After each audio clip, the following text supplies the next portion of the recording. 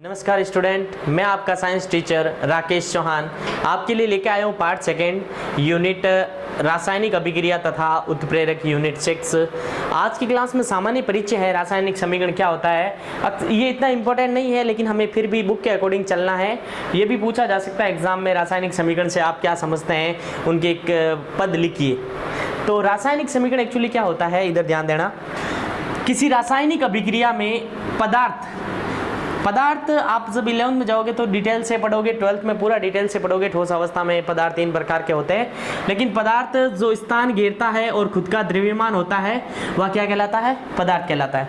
यानी किसी रासायनिक अभिक्रिया में पदार्थ को अणुसूत्र व प्रतीकों से प्रदर्शित किया जाता है तो वह क्या कहलाता है, रासायनिक समीकरण कहलाता है। तो सबसे पहले आपने 9th क्लास में पढ़ा होगा कि कौन से वैज्ञानिक ने सबसे पहले प्रतीक बताए थे, जे बर्जीलियस ने। कौन से वैज्ञानिक ने, जे बर्जीलियस ने। यानी किसी भी रासायनिक अभिक्रिया में हम उन्हें के प्रतीकों या अणुसूत्रों द्वारा व्यक्त करते हैं। जैसे कार्बन का प्रतीक C है तो C द्वारा व्यक्त करेंगे, ऑक्सीजन का O है, क्लोरीन का Cl है, सोडियम का N है। उनको प्रतीकों या उनके अणुसूत्र के साथ व्यक्त करते हैं तो हमें जो भी रिजल्ट मिलेगा हम उन्हें क्या बोलेंगे, रासायनिक समीकरण। जैसे एक एग्जांपल से समझ रहे हैं हम इन्हें, जैसे कार्बन प्लस ऑक्सीजन तो हमें क्या रिजल्ट प्राप्त होगा, कार्बन डाइऑक्साइड। यानी carbon plus oxygen gives us, इसे बोला जाता है गिव्स अस। के बाद क्या प्राप्त होगा, कार्बन डाइऑक्साइड। ये तो एक अभिक्रिया है, ये एक प्रकार की अभिक्रिया है जो साइंस की लैंग्वेज से इतनी सुटेबल नहीं है, इतनी अच्छी नहीं लगती है। अगर इसको आप इसी रूप में लिखोगे यानी संक्षिप्त रूप हो जाएगा इसका। जैसे कार्बन का प्रतीक क्या है, C, और ऑक्सीजन का O होता है, लेकिन यह डाई ऑक्सीजन है तो दो O आगे, ये जुड़ेंगे तो क्या बनेगा, CO2। ये और ये थोड़ा कंपैरिजन करो। साइंस की लैंग्वेज में कार्बन अलग लिखना, शॉर्ट C लिखना, ये बेटर है। ऑक्सीजन को डाई ऑक्सीजन O2 लिखना। अब पूरा लिखोगे कार्बन डाइऑक्साइड, इससे अच्छा साइंस में CO2। यानी किसी भी अभिक्रिया में उनके अणुसूत्र या प्रतीकों के रूप में व्यक्त करना क्या कहलाती है, रासायनिक समीकरण कहलाती है। जब ये रासायनिक समीकरण पूरी होती है तो दो प्रकार से होती है। क्या होता है, इस अभिक्रिया में एक साइड तो होता है अभिकारक जो क्रिया करते हैं, और दूसरी साइड होते हैं उत्पाद जो उन क्रिया करते हैं, जो भी रिजल्ट मिलता है वो होता है उत्पाद। तो अभिक्रिया के बाईं ओर यानी लेफ्ट हैंड साइड में, यानी ये कोई अभिक्रिया है, कार्बन और ऑक्सीजन जुड़ रहे हैं, यहाँ पे CO2 प्राप्त हो रहा है, इसे बोलेंगे गिव्स अस। तो ये अभिक्रिया के बाईं ओर यानी लेफ्ट हैंड साइड में जो भी होंगे उन्हें क्या बोलेंगे, अभिकारक या क्रियाकारक। क्रिया को करते हैं दो जने मिलकर, यानी दो अवयव मिलकर एक नए अवयव का निर्माण करते हैं।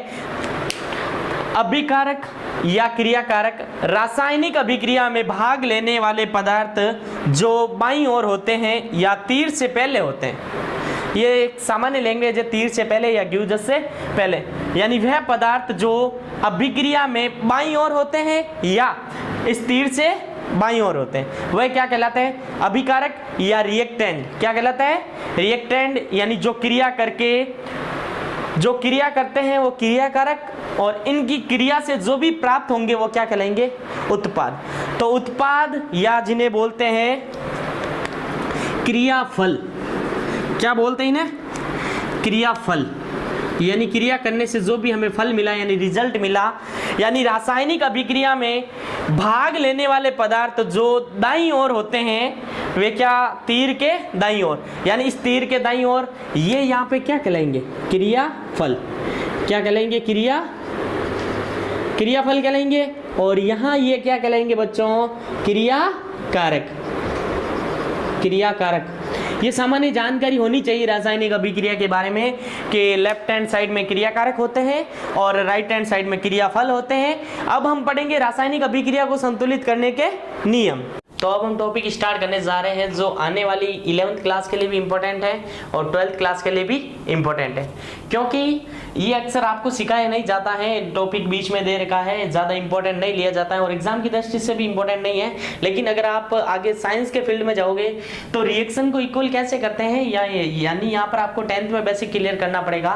रासायनिक समीकरण को लिखने का चरण, यानी सबसे पहले आपको क्या लिखना है, किस साइड में क्या लिखना है, अभिकारक कहाँ लिखना है, उत्पाद कहाँ लिखना है, उत्प्रेरक कहाँ लिखना है, कौन सी अभिक्रिया ऊष्माक्षेपी है, कौन सी ऊष्माशोषी है, और किसको संतुलित करना है, किसको नहीं करना है, यानी अणुओं को संतुलित करना है, परमाणुओं को करना है, किस साइड में अणु बराबर होते हैं, किस साइड में परमाणु बराबर होते हैं। तो ध्यान देना, मैं पहला नियम बताने जा रहा हूं आपको। रासायनिक अभिक्रिया को लिखने के लिए रासायनिक समीकरण में सबसे पहले क्रियाकारक को लिखकर तीर का निशान लगाया जाता है, उसके बाद उत्पाद लिखा जाता है। यानी पहला नियम क्या कह रहा है कि किसी भी रासायनिक अभिक्रिया को आप लिखोगे तो लेफ्ट हैंड साइड में हमेशा क्या लिखा जाता है, अभिकारक, और फिर आगे लगाई जाती है तीर, जिसे आप बोलते हैं ग्यूजस, और जो रिजल्ट मिलता है उसे बोलते हैं उत्पाद। तो यह है पहला चरण कि पहले अभिकारक लिखना है, फिर तीर यानी ग्यूजस, और फिर क्या लिखना है, उत्पाद लिखना है। ज्यादा हार्ड नहीं है। दूसरा नियम क्या है, अभिकारक तथा उत्पाद की संख्या एक से अधिक हो। ध्यान देना, जब भी अभिकारक और उत्पाद इनकी संख्या अगर एक से अधिक हो तो उनके मध्य धनात्मक चिन्ह यानी धन बोला जाता है, जिसे जैसे संधि विच्छेद में पढ़ते हैं बीच में लगाते हैं ना, राम धन लखन जैसे, तो धन चिन्ह लगाया जाता है। यानी अभिकारक अगर एक होगा तो नहीं लगाया जाता, एक से अधिक होगा तो, जैसे मैं एक एग्जांपल ले रहा हूं, जैसे ए अभिकारक है और दूसरा बी भी अभिकारक है, तो इनके बीच किसका निशान लगाया जाएगा, धनात्मक यानी जोड़ का निशान लगाया जाएगा, गिव्स ए बी। तो ये अभिकारक अगर दो से अधिक है तो भी यही कंडीशन है, और अगर यहाँ उत्पाद दो से अधिक प्राप्त हो तो भी बीच में क्या लगाया जाएगा, धनात्मक चिन्ह लगाया जाएगा। तीसरा नियम, अभिक्रिया में दोनों ओर परमाणुओं की संख्या समान होती है। Very very important for all competitive exam. ये पूछा गया रेलवे में, यहां से क्वेश्चन आता है कि अभिक्रिया में किन को संतुलित किया जाता है, किन को संतुलित किया जाता है। वहां पे ऑप्शन में आपको मिलेगा अणु, आयन, परमाणु या उपरोक्त तीनों। तो हमें राइट करना है परमाणु। किन की संख्या को संतुलित किया जाता है, परमाणु को, क्योंकि परमाणु पदार्थ की सबसे छोटी इकाई है। क्या है, पदार्थ की सबसे छोटी इकाई। दोनों और अणुओं की संख्या को बढ़ाकर या घटाकर समीकरण को क्या किया जाता है, संतुलित किया जाता है। क्या किया जाता है, संतुलित किया जाता है। चेंज किस में करेंगे, अणुओं की संख्या को बढ़ाएंगे या घटाएंगे। आगे नियम और भी है, अगले नियम पढ़ते हैं। अब हम पांचवा नियम पढ़ेंगे, जिससे रासायनिक समीकरण के चरण में पांचवा नियम क्या कह रहा है कि रासायनिक समीकरण को संतुलित करने के लिए अणुओं में सर्वप्रथम, सबसे पहले, ये ध्यान देना, यह इंपॉर्टेंट है, सर्वप्रथम ऑक्सीजन तथा हाइड्रोजन, ऑक्सीजन तथा हाइड्रोजन को छोड़कर जब आप रासायनिक अभिक्रिया संतुलित करना शुरू करोगे, ये नियम है, अगर ये आपको समझ में आएंगे तो आपके आगे बहुत ही आसान होगा। रासायनिक अभिक्रिया क्या होती है, कैसे समझा, उनको कैसे संतुलित करते हैं, ऑक्सीकरण क्या होता है, अपचयन क्या होता है, संयोजन अभिक्रिया क्या है, वियोजन क्या है, वो आसानी से तभी समझ में आएगी जब अगर हमें संतुलित करना अभिक्रिया आ जाए। अगर आप ये बेसिक ये नहीं पढ़ोगे तो आपको वो केवल रटनी, और मैं चाहता हूं कि आप रटे नहीं, पहले ये कंसेप्ट समझे जिससे आपको आसानी से हो आगे।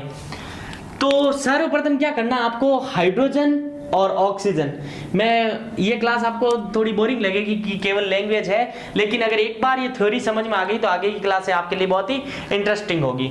तो ऑक्सीजन तथा हाइड्रोजन को छोड़कर सभी परमाणुओं को या अन्य दूसरे परमाणु को क्या करते हैं, संतुलित करते हैं। मैं आपके एक एनसीईआरटी बुक का ही एग्जांपल ले रहा हूं, ये आपकी बुक में देर का एग्जांपल, जैसे प्रोपेन है, ये क्या है, प्रोपेन।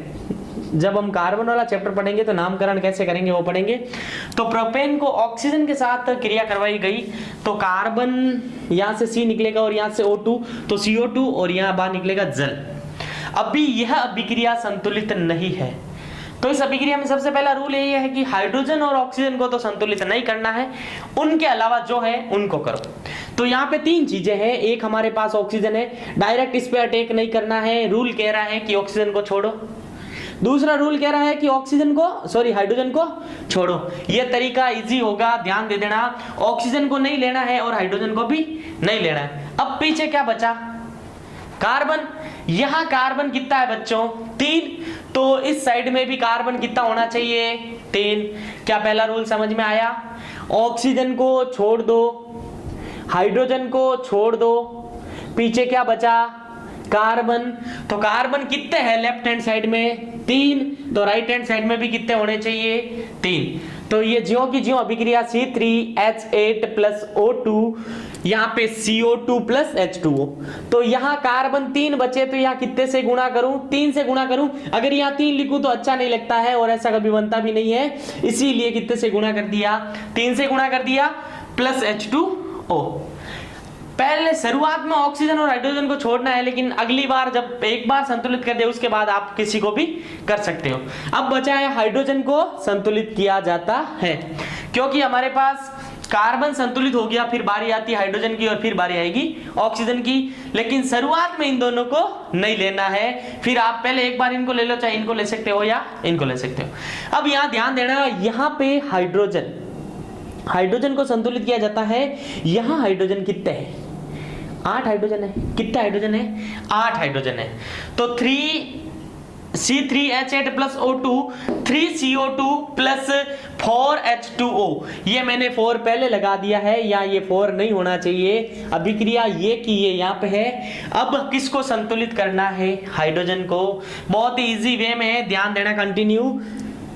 कितना यहाँ हाइड्रोजन कितना है, 2, लेकिन यहाँ पे कितना है बच्चों, 8। मैं यहाँ कितने से गुणा करूं कि ये 8 हो जाए, कितने से गुणा, 4 से गुणा, तो ये कितना हो जाएगा, 8 हो जाएगा। हाइड्रोजन भी 8 है। अब यहाँ पे इस इक्वेशन में आप थोड़ा और ध्यान देना, आपने हाइड्रोजन को संतुलित कर लिया, आगे वाला रूल ये बना लो कि अब किसको संतुलित करेंगे, अब ऑक्सीजन को। किसको, अब ऑक्सीजन को क्या करेंगे बच्चों, संतुलित। तो इधर ऑक्सीजन कितने हैं, 2, लेकिन इधर कितने हैं, थोड़ा ध्यान देना, इधर कितने हैं, 3 आगे है। 3 का मतलब यह है कि इससे भी गुणा है और इससे भी गुणा है। यहाँ ऑक्सीजन कितना है, 3 × 2 6 यहाँ पे है ऑक्सीजन, और यहाँ कितने हैं, 4। 6 और 4 कितने हो गए, 10। इधर 10 है, तो इधर कितने से गुणा करूं कि 10 हो जाए, कितने से गुणा करूं, यहाँ पे 5 से गुणा। तो इस प्रकार हाइड्रोजन संतुलित हो गया, कार्बन संतुलित हो गया और ऑक्सीजन क्या हो गया, संतुलित हो गया। ये एक जनरल सा एग्जांपल था। अगला नियम पढ़ते हैं। ये नियम आपको इंटरेस्टिंग लगेंगे अगर आप ध्यान से पढ़ेंगे तो। अक्सर ये नहीं बताए जाते हैं। अगर ये चीजें आपको पहले से पता है तो आगे आने वाली क्लास भी आपके लिए बहुत ही आसान होगी। और रासायनिक अभिक्रिया खास तौर से कौन सी संयोजन अभिक्रिया है, वियोजन अभिक्रिया, वो आसानी से समझ में आएगी और ये आपके आगे के लिए भी फायदेमंद है, 11th और 12th के लिए। तो इस प्रकार समीकरण को संतुलित करने के बाद अभिकारक तथा उत्पाद की भौतिक अवस्था को बताने के लिए उनके साथ ठोस के लिए S यानी सॉलिड, द्रव के लिए लिक्विड यानी L और गैस के लिए G।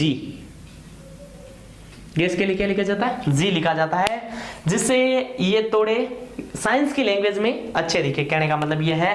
तो हमें यहां से ये भी पता चले कि ये किस रूप में, ये कार्बन लिखा हुआ है, ये अभी हमें पता नहीं है ठोस है या द्रव्य है, गैस है, लेकिन इसको दर्शाने के लिए यहाँ छोटा सा कोष्टक में लिखा जाता है सॉलिड, यानी ये किस रूप में है, ठोस अवस्था में है।